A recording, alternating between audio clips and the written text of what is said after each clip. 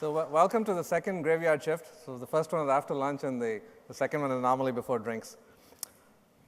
Okay. Unlike what Greg said, I'm not going to tell you a lot about Intel. Okay. And my session is called Asia Inside In, but I kind of tweaked it a bit. It's Asia Inside Out. And increasingly, at least with what we find when working with brands, and we talk to lots of other brands, we do a lot of really interesting co-marketing with other companies. And increasingly, it's almost insensible to start breaking up things into Asia and Africa and Europe. I mean, in terms of how immiscible a lot of these things are. And so let me just get started quickly, and I'm going to power through this quite fast. And if any of you want to talk about any of these things later, we'll be around for a drink. Okay, so this was 2001, and this was an industrial design student in Brunel University, his final year project, and he decided to create a toaster that connected to the internet. And he brought the internet and thermal sciences together, and he created this really simple product, right? You connected the toaster to the internet, and the internet pinged the Met site, so you got weather data. And so in the morning when you popped your toast, you'd know whether it was going to be a sunny morning in London or it's going to be a cloudy day in London, right? And this is the beginning of really thinking about media very differently. I mean, you can take any piece of real estate, right? I mean, you can take the millions and billions of cubic square miles in Virgin Galactic, and that's media for you. And you can take pretty much, I mean, any of these chairs and, my T-shirt to, a toast, right? I mean, that's an interesting way of beginning to start looking at media.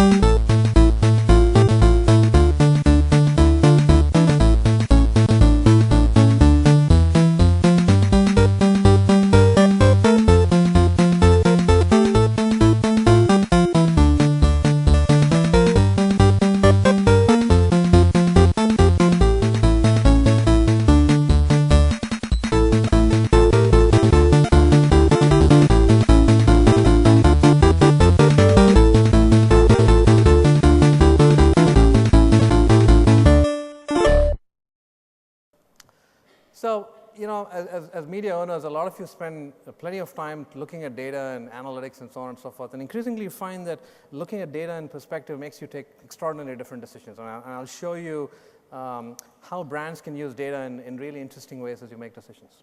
Let me take you back to 2007. This was the Kenyan election. And it was a very interesting day in December of 2007. It was a very close vote between one party and another. So one I think, 51 to 49. And there was this extraordinary violence that broke out in Kenya. There were about 800 to 1,000 deaths on the first day, and there were 1,000 people dying every day, right? What's the natural consequence of any of this, right? There's a lot of reporting, there's plenty of TV, print, CNN, BBC, everyone's on it. And they shut down media. And Orio Kolo was to run a really simple blog called The Kenyan Pundit. Started trying to report as much of what is happening in Kenya as possible. And as you can imagine, when 1,000 people are dying in different parts of Kenya, it almost becomes impossible to report deaths. And so she cried in terms for help, saying that this is getting out of control. In 48 hours, 2 programmers responded saying, I think we got a solution. And they created what is now amongst the most incredible brands called Ushahidi, and came out of Kenya. So great brands don't come out of America and the UK and the India and Hong Kong and China, but they start very often in Africa. And what you could do was really, wherever you were, right, you could report either by email or web or phone, anything that you saw. So if you saw someone getting shot, you could report it. And you could geotag it, you could geolocate it, and it would form this incredible stuff. So I encourage you guys to go to Ushahidi and take a look at it. But more importantly is that within 24 months of Ushahidi, the whole platform got used to run the Indian election. Al Jazeera uses to report a lot of stuff from Gaza. It got used for swine flu to quickly understand what's happening on breakouts. And it got used in the entire Chilean miner, right, reporting and so on. And you look at all this, the thing which is the social challenge, as they call it, is when digital technology meets human generosity, right? And I'm going to talk a lot about generosity because one of the things, and I think you heard a little bit about that from one of the media, the Havas, which was about meaningful brands. And the thing is that it's amazing how much generosity there is with people and how little generosity there is with brands. And I want to see how we can bring that together in the next 10, 15 minutes. This was fast forwarding to March of 2011, and this was Japan, right? And so any of you who traveled to Japan, I was there recently, and you go to the northern parts of Japan, it's not about like houses having gone, it's cities having gone, right? And no cities, no villages, completely submerged. And when you have things disappear of this gigantic proportion, you lose every little piece of memory. You lose your school basketball court, you don't know what a football court looks like, your school is gone, everything that you know in the city is gone, right? And so the easiest thing to do is to write a check to this place. But what brands are beginning to do in these places now is to say, you can get to a computer and say, you know what, I really missed that basketball court of mine and I have no living memory of the basketball court. And you, any one of you in this crowd can say, you know what, I got a picture of that basketball court, I can send it into you. So they're rebuilding memories completely of communities by this large acts of generosity, okay?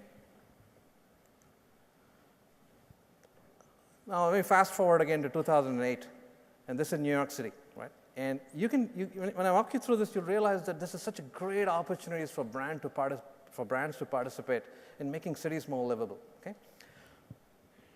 In 2006, it was called the Maple Syrup Month. There was this amazing, just a few years after 9/11, you know how paranoid New Yorkers are after 9/11. And there was a strange smell that was pervading New York City, and it was a maple syrup smell. And everyone began to think it's chemical warfare. Everyone began to call into these numbers saying, what the heck is the smell, and so on and so forth. Right? Subsequently, you know, I won't tell you the whole story, but you can go look it up. It's called Project 311. But what got interesting is that people started calling into this number to report all kinds of things, right? Ask for things. Is our school shut today? Is there too much snow on the road? You could ask any question, right? And there's a large call center handling this. What's become really interesting now the last 2 years is that you can call in and report absolutely anything. You walked into a restaurant and you saw a rat scurrying across the floor. You can say, I saw a rat in this restaurant on this street. If there's a beer brawl happening in a bar, you can report it. If there's too much noise in your community, you can report it. If you think that the manhole cover is missing, you can report it. You can report absolutely anything. 100 million calls come into this call center. And this is the live, throbbing feel of the city. So when anyone in New York City, they can say, let's look at what parts of the city has poor sanitation. It comes from people who are bringing in calls into this call center, right? And they're tagging this whole thing. So it's this amazing way to manage cities. You can take this idea and do this in Jakarta. You can do it in any one of the cities, right? It just needs, and the point is it's all driven by people. And it's not driven by brands, but brands need to find ways and means to bring people together. And so Clay Shirky, who speaks a lot about this topic and calls it cognitive surplus.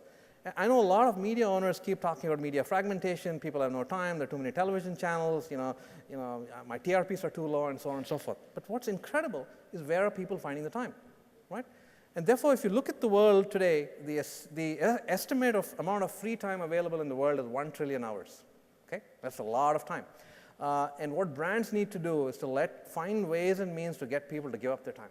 It's amazing how willing consumers are if you show them purpose. And so if you look at what Clay Shirky talks about, is that if you looked at the total amount of television consumed in America, it's 200 billion hours a year, right?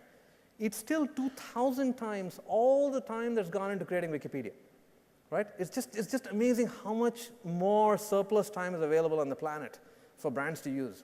The problem today is we use them terribly. We coax them, we bribe them, user-generated content. There's a promotion. I'll send you to California. I'll send you to Disneyland. Please send me your video, right? Which is a very poor way to involve people. You need to find purposes like these, like the one I just showed you, like the one in New York City, to get people really to give up their time.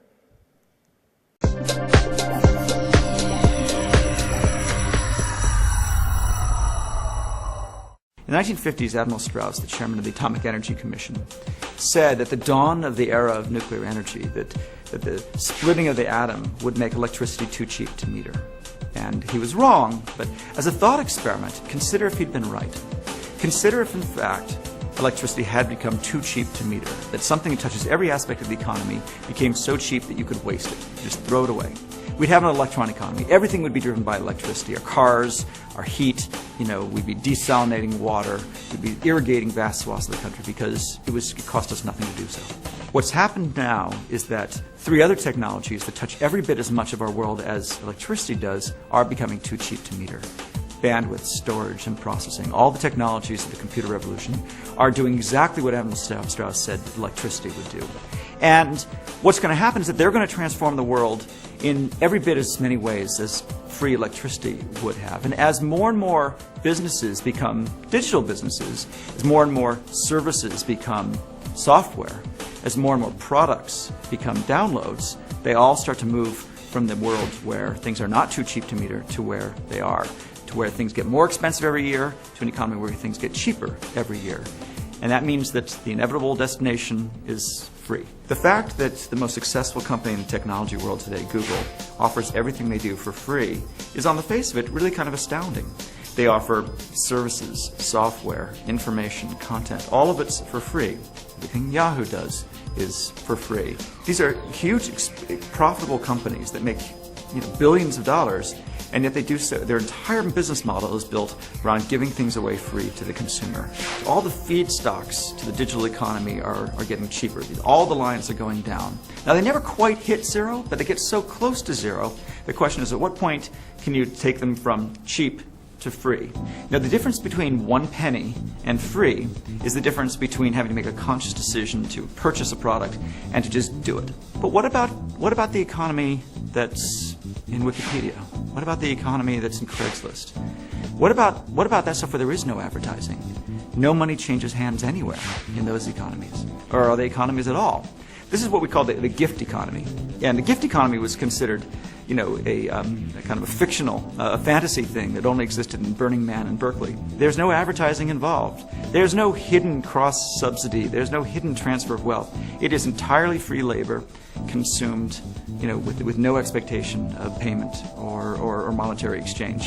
So I think that between open source and the blogosphere and social networking, user-generated content, and Wikipedia, we are seeing the creation of a gift economy which is on massive scale and really doesn't exist in conventional economics at all. Every industry that becomes digital eventually becomes free.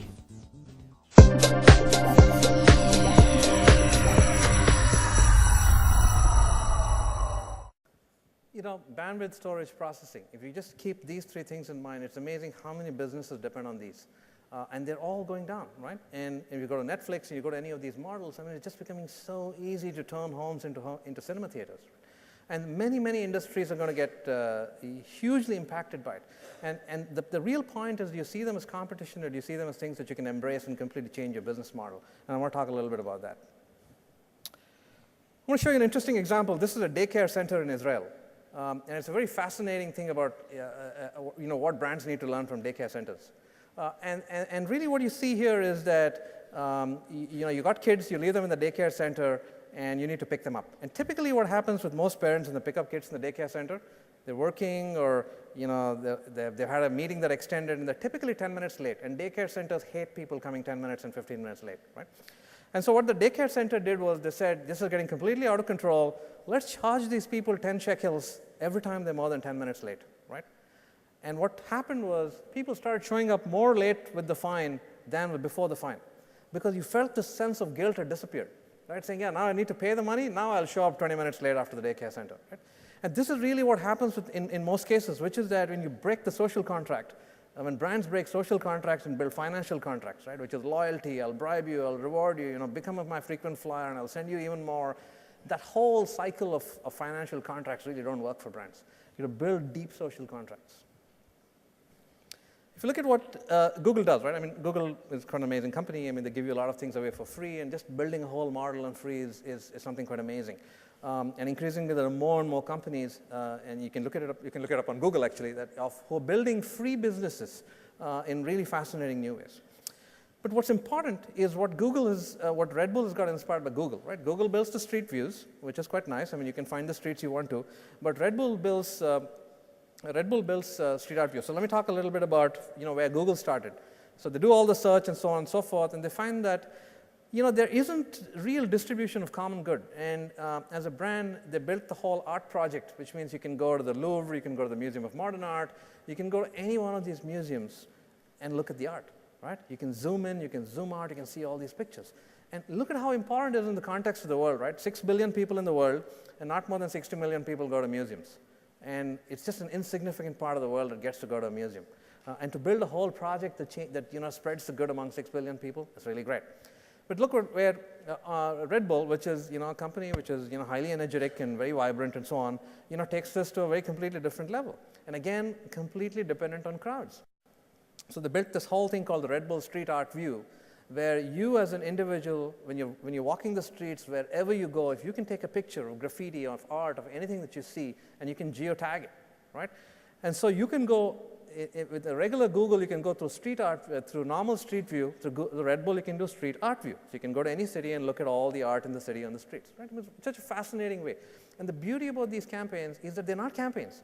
They're commitments, which means they'll only get better in 5 and 10 and 15 and 20 years when all of us have traveled and all of us bother to take pictures and tag them, right? So these are great examples of brands that look at commitment and not campaigns.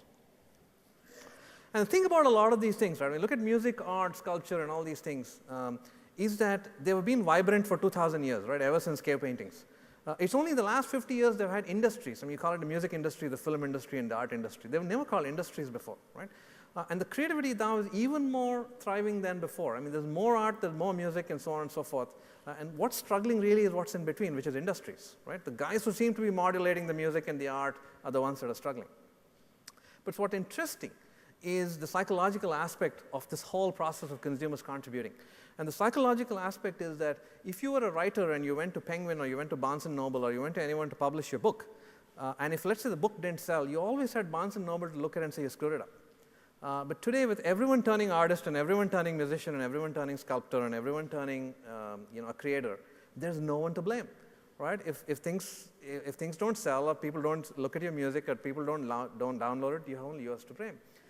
And so there's going to be this interesting transition over the next few years where people will clearly create content, but they also want people to kind of manage their content. So I think, for all you guys in this room, feel safe that, we will always need people in between who will, kind of curate and modulate some of the stuff you do. I want to talk a little bit about the film that just released very recently, and, I'll show you a small clip, and you can go see the film at your leisure. It's called New York Times Page 1, and this is what happens inside the New York Times. Welcome, everybody. We're here to take note of the fact that journalism is alive and well and feisty, especially at the New York Times. Hey, did you send it? He's lying.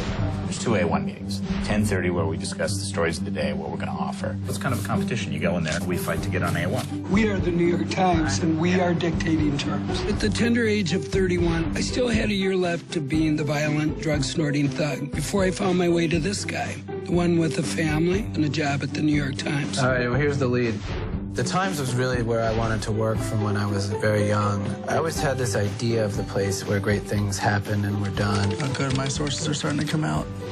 I don't know why anybody who's a reporter isn't on Twitter. You see him at his desk, and he just embodies everything about new media. I still can't get over the feeling that Brian Stelter was a robot assembled to destroy me. Right? I mean, they hired this guy who was a blogger. He came in and he just got the whole New York Times on fire with his whole approach to social media and so on. And it's a company that's, this and The Guardian, I think, are two newspaper brands that really embrace digital so well because they clearly see a sense of getting completely vanquished if they didn't embrace it on time. And if you look at Jeff Jarvis, who's, does a lot of tech blogging, and the point that he makes is that, his 16-year-old son reads a lot more news than he does, but he never goes to a brand. He doesn't go to a newspaper. He doesn't go to New York Times or The Guardian. But he's seeing the tweet and the retweet and his RSS feed and the dig and, who's dug it and, what's the one that's risen to the top. And there's just a very interesting way in how people consume stuff. I think brands have just completely lost the plot on this. They're still in this heavy mode of throwing in media dollars and making people listen rather than finding interesting ways of redistributing content.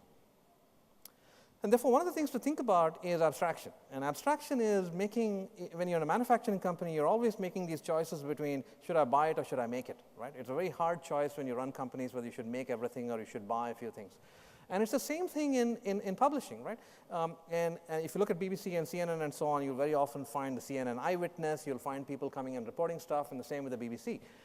And the point is to recognize the fact that the news business, as they call it, has actually multiple pieces, right? It's got gathering, it's got verifying, it's got fairness, it's got publishing, targeting, and you don't have to do all of them. you can completely take the verifying out and just move it out to the public domain and let people verify news for you, right? You don't need a news editor to verify it. So it's very interesting in terms of how you look at this. And the point is brands like Adidas and Nike and so on and so forth understand this very well. They leave a lot of holes in their campaigns for people to fill, and they don't fill the whole thing. And they'll do a bit of revolution, and they'll do the grid, and they'll do the Nike playground, and so on and so forth. But they'll leave a lot of interesting places for people to contribute. And therefore, again, Clay Shirky talks about this very interesting thing about about cooking, which is that if I invited you into my home and if the kitchen was just spick and span and beautiful, it's very unlikely you'll cook. But if it is a bit messy, there's a bit thing lying around, the garbage can wasn't emptied, you'll be far more tempted to do something in my kitchen. And the thing that brands don't realize in Asia very often is that they like to finish work so well, and they don't leave it in beta stage. They don't leave it half done. And if you want consumers to participate, you want conversations, the most critical part of conversation is never complete the story. And in Asia, one of the things we end up doing very often is we like to start the story and we like to end the story. So leave stories incomplete, and you get a lot of participation.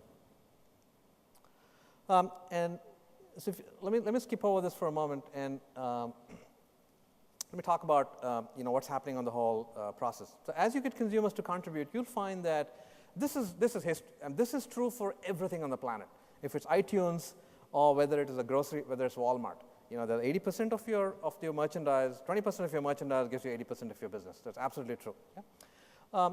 And if you look at even Facebook, if you look at all their developers and see how many developers give them most of the stuff, you'll always find 20% of your developers give you 80% of your apps. And it's the same thing for Wikipedia. You go to Wikipedia, you'll find 20% of Wikipedia people give you 80% of Wikipedia content, right? That's the nature of this planet. There are very few people. But the point is that when you go down that line of people who contribute, there are people making such extraordinary contributions that you can't ignore them. And it's a waste to ignore the balance 20-25%. And so the thing is, for example, if you look at Linux, they'll say that there's this one developer sitting in a small town in India who did the security patch, and it is so incredible. You can't leave him out. And so building this whole process of being more inclusive is very, very critical. Brands are far more exclusionary than you think. And so to really look at, just to summarize some of the things I said, is that institutions, when I say institutions, I mean companies, brands, networks, channels, etc., are just inherently exclusionary. I mean, you want to do everything on your own and you want to get everything right. We're inherently exclusionary. And we look at people like Flickr, I mean, they think of the business as photos. They don't think of the business as photographers, and therefore you define the business very differently. And this whole corporate infrastructure I talked about. And essentially, the learning is that, get flexible, lose as much control as you can. The less control you have, the stronger the brand you build. Plan as less as possible. Just plan. I mean, I know we make a big deal in multinational companies about plan, but plan less, you'll do better. And deal with it as you go. Have an environment where it's more dynamic to kind of deal with this. Okay. A couple of examples coming out of markets like India, where there are lots of really great cookbooks and lots of cooks, but this woman has probably the greatest following, right? I mean, it's called Manjula's Kitchen, and her husband follows around and does videos of her cooking and so on, and she releases these frequently releases these fantastic recipes, and big following on YouTube. And so she doesn't need any channel. I mean, she doesn't need any of the standard network cooking channels to do it. She's got her own channel on YouTube.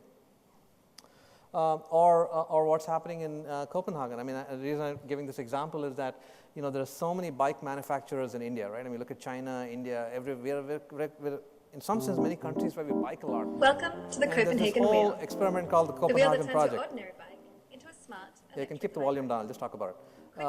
And No essentially it is a bike with a little bit of electronics in it, and you can ride the streets, and it picks up all the information from the street. It picks up things like what's the air quality, it picks up things like are the roads flat, have potholes, and so on and so forth.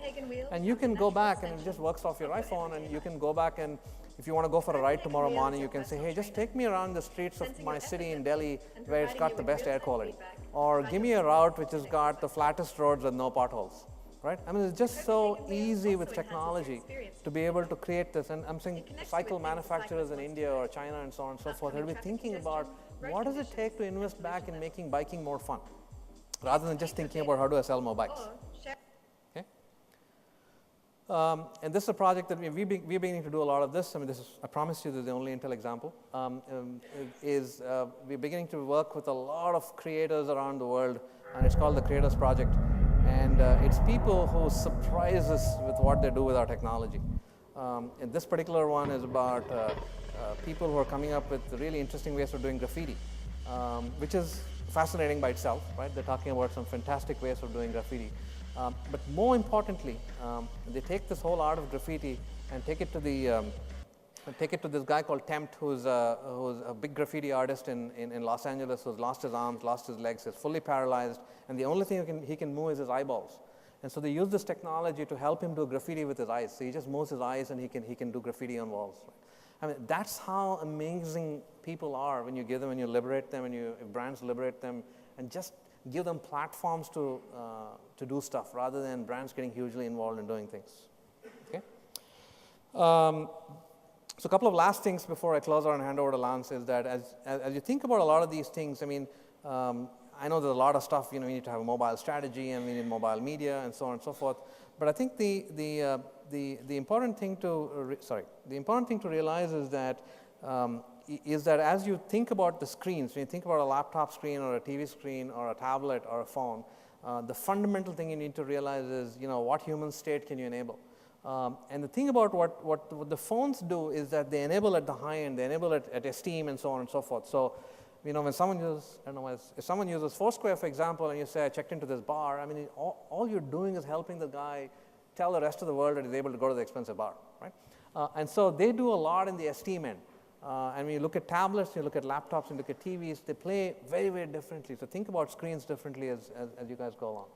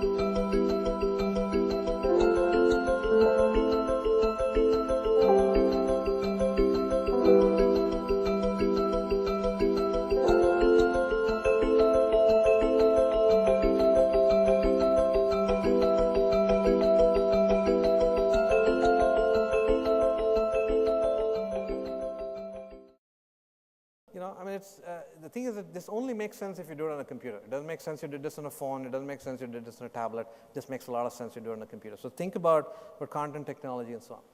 So I want to talk about last three things before I hand it back. Is that as you think about branding in Asia, I talked about a few things. I talked about generosity and curation and crowds and authenticity and so on. But there are a bunch of other things that you need to fill in some form or another. And you don't need to fill all the boxes, but at least pick the ones that make sense to you as brands.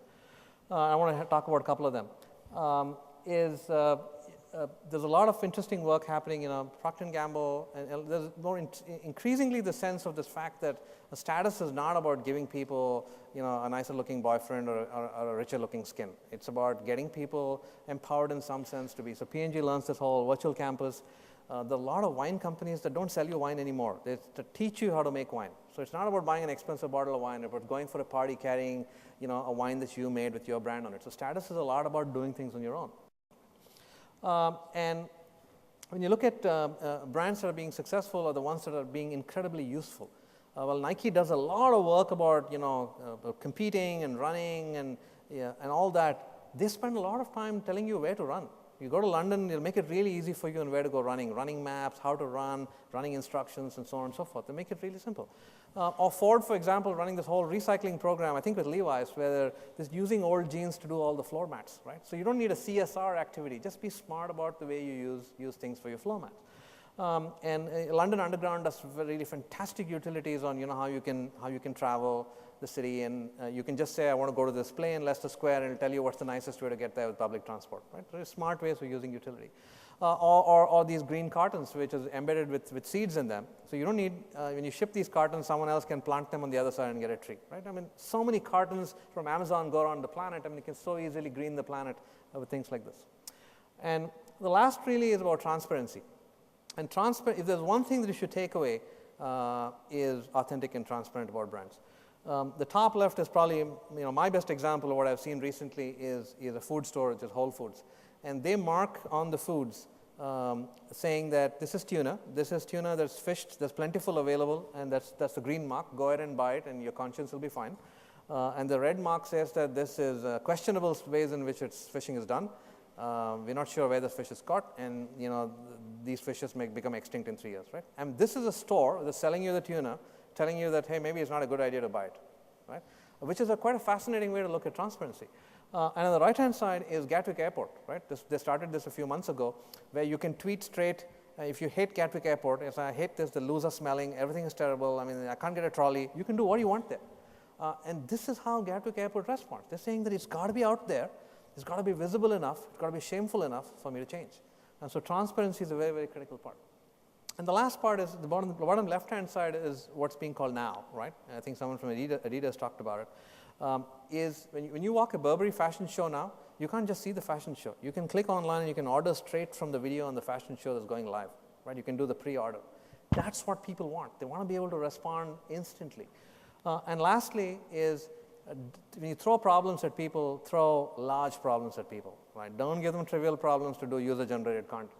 There are a huge thing called the Billion Minds Project where people are solving mega problems, like the next vaccine for cancer and the next vaccine for AIDS and so on. So if you guys throw problems at people, throw big problems, because they're more likely to solve them better than the companies that throw them at. I own a little bookstore in Portland, Oregon. It's called Broadway Books. And when we were approaching our 17th Christmas season, the economy tanked and we were really afraid. During a phone call with my parents, I learned that my mom's bookstore might not survive the winter. That frustrated me, and I went home from work that day and wrote a blog post. The blog post said, I have a credit card and it has $1,000 left of credit on it. And I want to spend that money helping people get to my mom's store. If you go to Broadway Books between today, December 10th, and Christmas Day and spend $50, I will buy you a burrito out of my pocket. He posted on Twitter a link to his blog. I just thought this is another way for me to share this blog post with people. It got retweeted and retweeted and retweeted, and his blog, which normally gets visited about 3 times a day, got visited hundreds of times. The people in Portland, the community around my mom's bookstore really rallied. We started seeing customers that we'd never seen before. They were literally running out of books to sell. It just exploded, and we had the best holiday season we've ever had. Twitter was really the catalyst to help spread the message to so many people in such a short amount of time. It really happened overnight, and that was almost 3 years ago, and every single year since we've done better, and I think it all started with that one little tweet. So tell human stories, right? I mean, brands don't tell enough human stories. They're too busy telling you about the benefits of the brand. So in closing, really, solve big problems, and assume that there's technology to help. Technology will help most of these things. Be as generous as possible, right? Build ideas that give more than get. You're generally in a stronger place if you give more than you get. And then learn to curate, be authentic, be as transparent like Whole Foods. Don't institutionalize. Don't expect you're going to do it. Expect that most of the solution is going to come from the outside. Understand the screens. We talked about that. Be useful, right? Give someone enough chance to use the things that you do. Humanize like Twitter. Be now. Try to give people things when they want them. Don't do delayed gratification. And lastly, just leave the planet in better shape. I mean, it's there's going to be more media agencies 200 years down the line, and they should better have a planet to do something on. Yep. Thank you.